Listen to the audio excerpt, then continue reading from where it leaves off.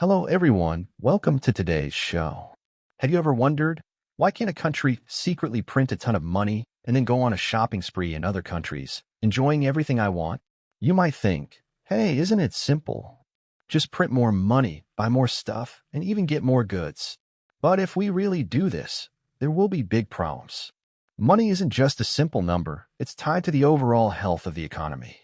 Inflation, exchange rate fluctuations, and even international politics would all be affected. So, what kind of economic traps are hidden behind printing money? Today, we're not only going to explore the terrible consequences of printing excessive money, but also uncover the economic principles behind this issue. What is money? Let's first take a look back at the origins of money. Hundreds of years ago, people traded goods through a barter system. This meant that if you had a cow and wanted some rice, you had to find a rice trader willing to accept the cow in exchange. But this was really inconvenient. What if you had a cow, but no one in the market needed it? How would you trade? This is when the concept of money was born. It became a medium that could represent the value of goods, helping people establish a common agreement in trade without the need for direct exchanges of unwanted items. The earliest forms of money might have been shells, gold, or other tradable goods. In ancient China, Africa, and the Americas, many cultures used shells as currency. Later, metals like gold and silver replaced shells as a medium of exchange because they were easier to store, carry, and widely accepted in markets.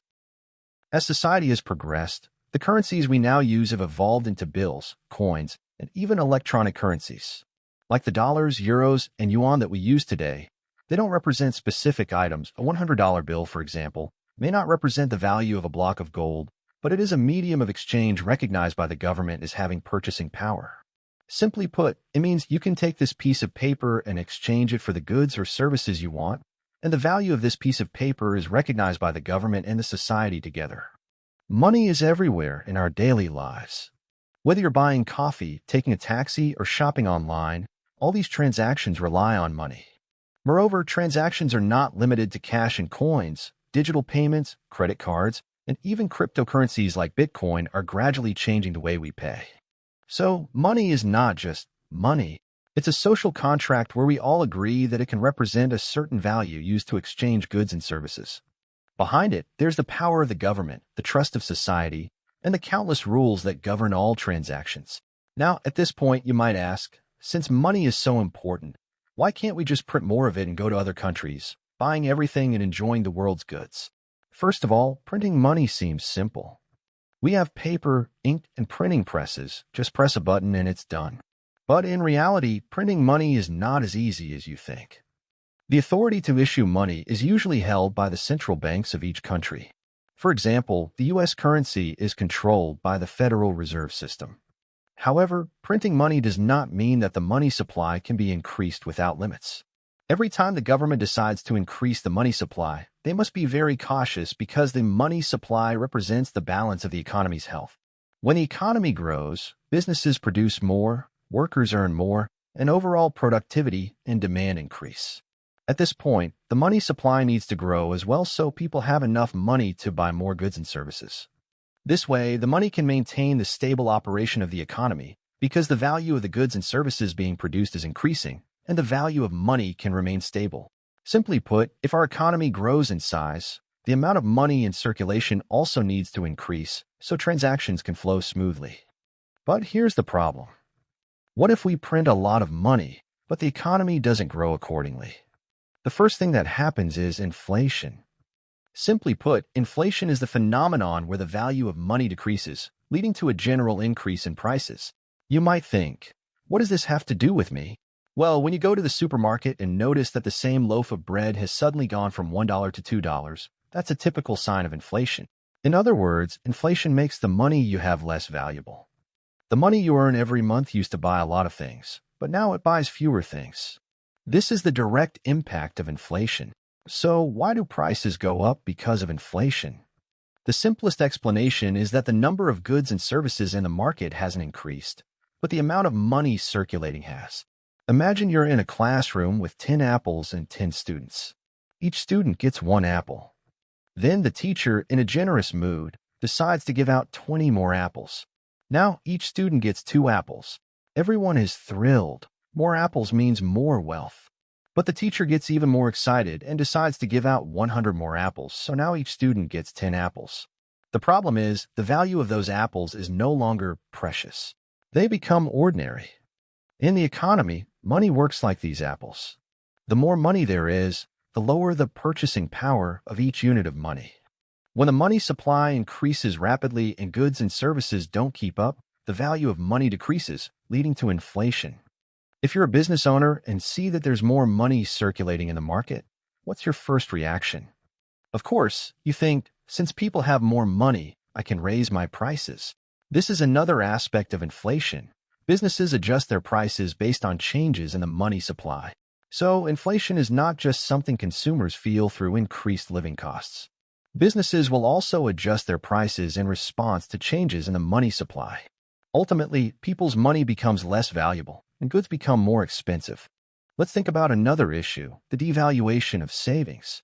You've worked hard to save money for years, planning to use it for buying a house or making some investments. However, the government, in an attempt to stimulate the economy, starts printing a lot of money, causing inflation.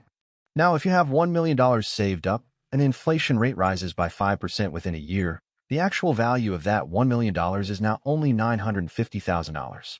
While your income might not change, prices have soared, reducing your purchasing power.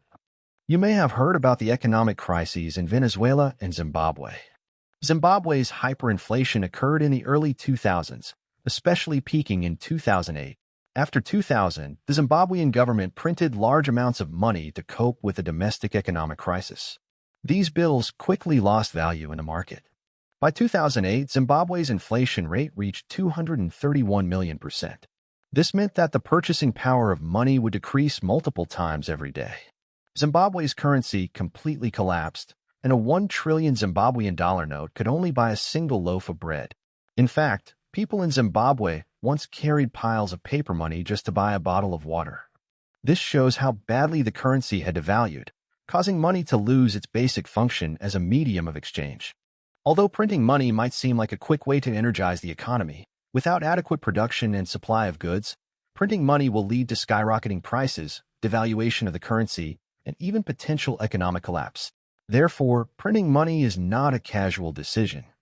Governments and central banks need to carefully manage the money supply to ensure it remains balanced with the development of the economy. Currency devaluation not only reduces the purchasing power of the local currency, but also affects imports, exports, travel spending, investments, and many other aspects of the economy. If a country's currency devalues, exchanging for foreign currency becomes more expensive. For example, if you plan to travel to Europe and want to exchange 1,000 euros, assuming the exchange rate is €1 equals $1.05, you need to spend $1,050.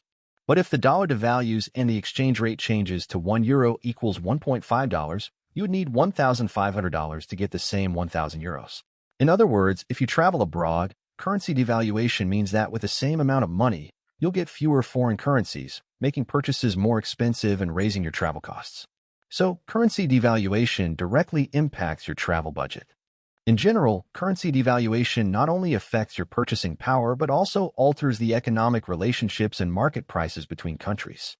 When a country prints large amounts of money, the trust in that currency declines. Other countries might stop accepting it or demand more currency in exchange. This disrupts global markets and creates immense instability in international trade. It can severely damage global economic stability, cause stock market crashes, and lead to widespread financial chaos. Therefore, currency devaluation is a very significant factor in the global economy. So, printing money is not the magic trick to quick wealth. On the contrary, it only leads to inflation, currency devaluation, and potentially a global economic collapse. Behind every reckless economic experiment, there are unpredictable risks. Proper monetary policy and sustained productivity growth are the real secrets to a country's success. The goal of social management is to ensure that the poor are not too poor and the rich are not too rich. The poor should have the opportunity to become wealthy, and the rich might become poor. Alright, that's all for today. If you like this video, don't forget to subscribe and share it with your friends. In the next episode, we'll continue exploring more interesting economic topics. Let's become financial whizzes together and master smarter financial management.